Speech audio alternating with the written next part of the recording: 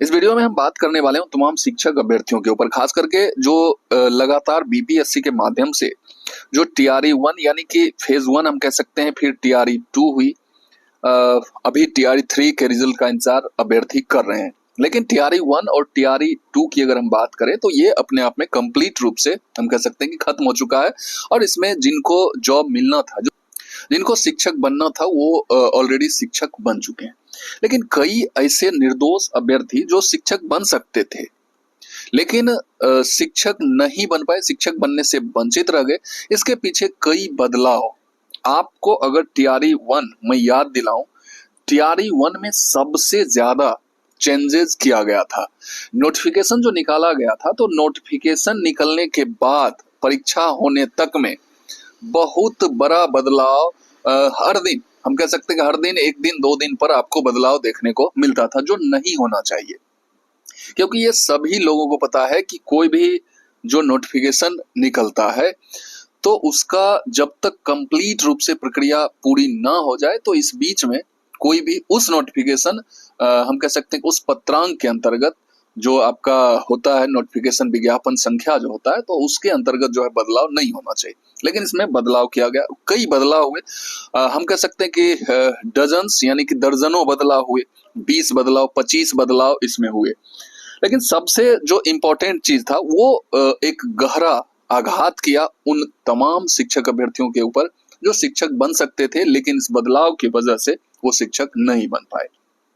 इसके ऊपर हम बात करेंगे। लैंग्वेज जो था सबसे बड़ा फैक्टर था।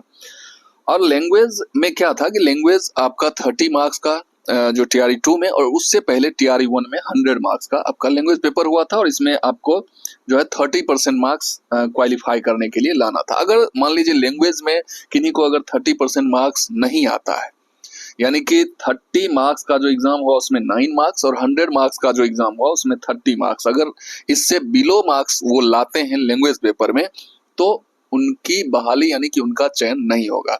ऐसा रूल नॉर्म्स लिखा हुआ था नोटिफिकेशन में। बाकी बात, आप एक बार लैंग्वेज में क्वालिफाई कर जाइए, यानी कि 30% जो है उससे प्लस मार्क्स ले आइए, आपका मेरिट जो है 120 मार्क्स में ही बनेगा। ये रूल था। बाद में इसमें बहुत बड़ा परिवर्तन किया गया। जो उस समय अध्यक्ष थे, बीपीएससी आयोग के अध्यक्ष थे, उनके द्वारा बदलाव किया गया यह कह के कि बहुत सारे ऐसे कैंडिडेट हैं जो अपने मार्क्स कंसर्निंग सब्जेक्ट में तो अच्छा मार्क्स ला रहे हैं, लेकिन लैंग्वेज में कहीं ना कहीं फेल हैं। अब लैंग्वेज में फेल हैं और उनकी वजह से ये बदलाव करना, ये कहीं से भी हम कह सकते हैं कि न्यायोचित बात नहीं थी। वो उन तमाम अभ्यर्थियों के साथ अन्याय हुआ उस समय जो सारे जो नॉर्म्स कंडीशन थे, लैंग्वेज में भी पास करना है, कंसर्निंग सब्जेक्ट भी अच्छे मार्क्स लाने हैं शिक्षक बनने के लिए, वो तमाम चीज फुलफिल करते हुए भी लैंग्वेज पेपर को शून्य कर देने की वजह से वो वंचित रह गए। क्योंकि मैं ये बात अगर आपको समझाऊं तो मान लीजिए कंसर्निंग पेपर में आपका मार्क्स 78 है ना, और यानी 120 वाले में, और वैसे अभ्यर्थी जो 80 मार्क्स मान लीजिए ला रहे हैं, लेकिन लैंग्वेज में उनका जो है 30% मार्क्स नहीं है, यानी कि लैंग्वेज में वो फेल कर गए। ऐसे अभ्यर्थी को फायदा हो गया क्योंकि वो आपसे ज्यादा मार्क्स लाए हुए थे, और जब लैंग्वेज को शून्य कर दिया गया तो ऑलरेडी इनका हो गया।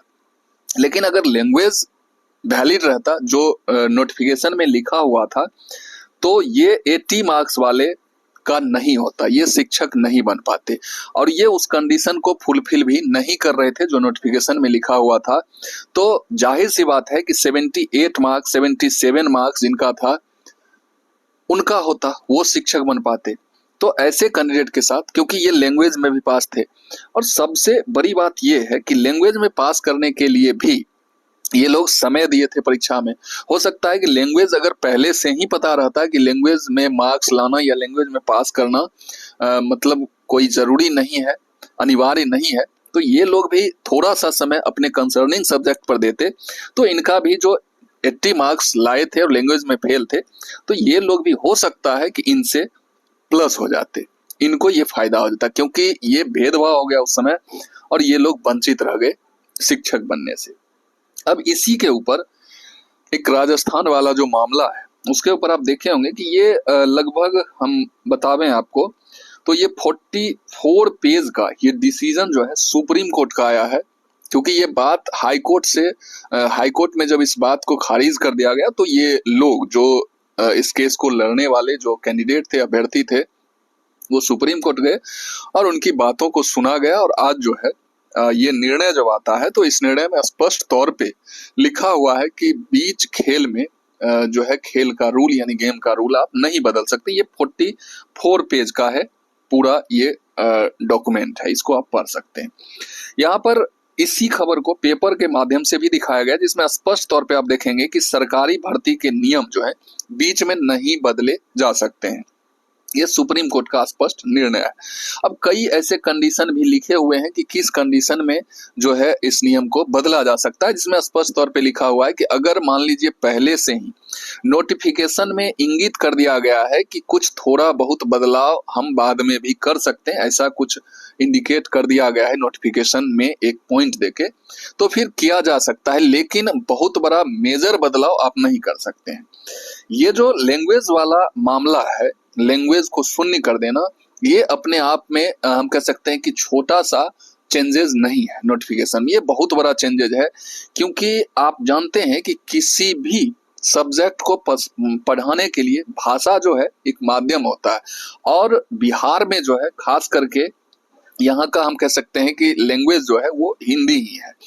हिंदी में ही सारे कैंडिडेट यानी कि जो आपके छात्र होंगे, आप अगर शिक्षक बनेंगे तो उन्हें हिंदी माध्यम से ही सरकारी स्कूलों में पढ़ाया जाता है। और इसी लैंग्वेज में आप अगर फेल हो गए तो आप किस माध्यम में अपने छात्र को पढ़ाएंगे, ये सोचने वाली बात है। तो ये जो बदलाव था उस समय, ये अपने आप में हम कह सकते हैं कि छोटा बदलाव नहीं था। और इस बदलाव पर जो है लोगों को जो बहाली करवाते हैं उन्हें निश्चित तौर पे इस पे ध्यान देना चाहिए। इसमें अभी भी अगर कोई गुंजाइश है तो वैसे अभ्यर्थी जो उस समय 1-2 मार्क्स से रह गए थे लैंग्वेज की वजह से, यानी लैंग्वेज में भी वो पास थे, लेकिन इनसे 1 मार्क्स ज्यादा लाने वाले लैंग्वेज में फेल रहने के बावजूद भी शिक्षक बन गए, तो ये हम कह सकते हैं कि उन अभ्यर्थियों के साथ जो शिक्षक बनने से वंचित रह गए, इस बदलाव की वजह से उनके साथ अन्याय हुआ है। इसमें निश्चित तौर पे जो आयोग है या जो विभाग है, इसको सुधार करना चाहिए, और इस वजह से जितने भी कैंडिडेट वंचित रह गए उनके साथ न्याय करना चाहिए। आप तमाम लोग इस न्यूज के बारे में या इस बदलाव के बारे में क्या सोचते हैं, निश्चित तौर पे आप कमेंट कीजिएगा।